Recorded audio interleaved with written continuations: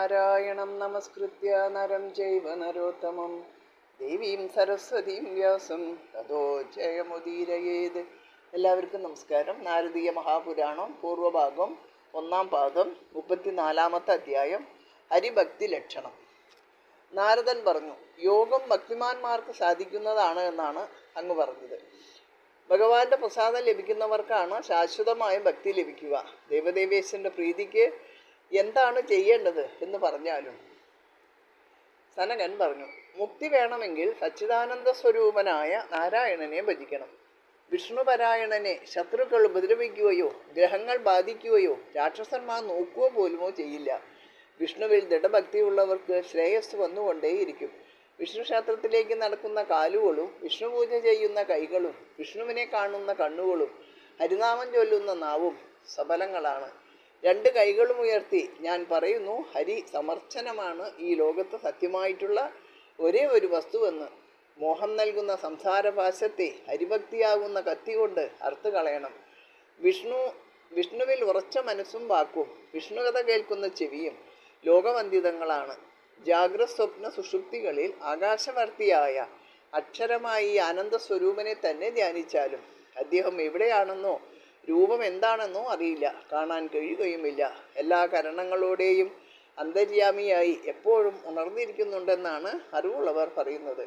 അന്ധക്കരണവർത്തിയാണെങ്കിലും ചലിക്കുന്നുണ്ട്, ഉറങ്ങുന്നുണ്ടെങ്കിലും സദാ ഉണർന്നിരിക്കുന്നു. അന്ധക്കരണവർത്തിയായിരിക്കുമ്പോൾ തന്നെ ബാഹ്യകരണങ്ങളും ഉണ്ട്. കാണാൻ ഒരു രൂപമില്ല, പുണ്യമോ പാപമോ ഇദ്ദേഹത്തിൽ ഇല്ല. എല്ലാ ഉപാധികൾക്കും അതീതനാണ്, അനന്തനാണ്, നിർഗുണനാണ്, വിഭുവാണ്.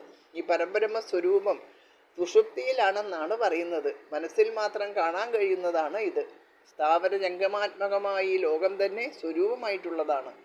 വിദ്യുത് പ്രകാശം പോലെ ചടുലമായി സത്തയെ നിരന്തരം ഭജിച്ചാലും അഹിംസ, സത്യം, അസ്തേയം, ബ്രഹ്മചര്യം, അപരിഗ്രഹം ഇവയെല്ലാം ഉള്ളവരോട് ജനാർദ്ദനൻ എന്നും സന്തുഷ്ടനായിരിക്കും. സർവഭൂതങ്ങളോടും ദയാപരനായ പൂജാതൽപരനായ മധുകൈടവ ഹന്താവിന് നല്ല കഥകൾ കേൾക്കുവാനും പറയുവാനും ചെയ്യുവാനും ഇഷ്ടമാണ്. വിശപ്പും ദാഹവും കൊണ്ട് ദോഷം സംഭവിച്ചിട്ടുള്ളവർക്കും നാമസങ്കീർത്തനം കൊണ്ട് മോക്ഷം ലഭിക്കുന്നതാണ്. പതിവ്രതകളായി വർത്തിക്കുന്ന സ്ത്രീകൾക്ക് ജനാർദ്ദനൻ സ്വന്തം സ്ഥാനം തന്നെ കൊടുക്കുന്നതാണ്. അസൂയയും അഹങ്കാരവുമില്ലാതെ ദേവപൂജ ചെയ്യുന്നതാണ് കേശവന് ഇഷ്ടം. വിദ്യുത്ത് പോലെ ലോലമായ ഐശ്വര്യം കണ്ട് അഹങ്കരിക്കാതെ ഹരിഭജനം നടത്തുക. ശരീരത്തിൻ്റെ കൂടെ എന്നും മരണമുണ്ട്, അതിലോലമാണ് ജീവിതം. രാജാക്കന്മാർ ധനം കൊണ്ടുപോയേക്കാം, സമ്പത്ത് ഒരു ക്ഷണം കൊണ്ട് നശിച്ചു എന്നിരിക്കാം. നമ്മുടെ ആയുസ്സിൻ്റെ പകുതിയും ഉറങ്ങിത്തീർക്കുന്നു. കുറേ ആയുസ് ഭക്ഷണം കഴിക്കാനും മറ്റുമായി ഉപയോഗിക്കുന്നു. കുട്ടിയായും വൃദ്ധനായും കുറേ കാലം പോകുന്നു, കൂടാതെ വിഷയാനുഭവത്തിൽ വേറെ കുറച്ചും പോകുന്നു. ഇതെല്ലാം കഴിഞ്ഞ് ധർമാനുഷ്ഠാനത്തിന് നമുക്ക് എത്ര കുറച്ച് സമയമാണ് കിട്ടുന്നത്. ശരീരം ആപത്തുകളുടെ നിലയമാണ്. മലമൂത്രങ്ങൾ നിറഞ്ഞ അതിനുവേണ്ടി എന്തിനു പാപങ്ങൾ ചെയ്യണം. ദുഃഖങ്ങൾ നിറഞ്ഞതും മരണം ഉറപ്പായതുമായി ശരീരത്തെ വിശ്വസിക്കരുത്. കാമക്രോധാദികൾ വെടിഞ്ഞ് ജനാർദ്ദനനെ ഭജിച്ചാലും സ്ഥാവരാദികളിൽ തുടങ്ങി 1000 കോടി ജന്മങ്ങൾ കഴിഞ്ഞിട്ടാണ് മനുഷ്യജന്മം കിട്ടുന്നത്. അത് കിട്ടിയിട്ടും വിഷ്ണുവിനെ ഭജിക്കുന്നില്ലെങ്കിൽ ഇതിൽ കൂടുതൽ വിഡ്ഢി ആരാണുള്ളത്? വിഷ്ണുവിനെ ഭജിക്കുന്ന ചണ്ടാളൻ ബ്രാഹ്മണനേക്കാൾ ശ്രേഷ്ഠനും വിഷ്ണുവിനെ ഭജിക്കാത്ത ബ്രാഹ്മണൻ ചണ്ടാളനേക്കാൾ നീചനുമാണ്. ആനയുടെ കാൽപ്പാടിൽ മറ്റുള്ളവരുടെയെല്ലാം പാദചിഹ്നങ്ങൾ ലയിച്ചു പോകുന്നത് പോലെ ചരാചരമായി വിശ്വം മുഴുവൻ ഹരിയിൽ ലയിക്കുന്നു.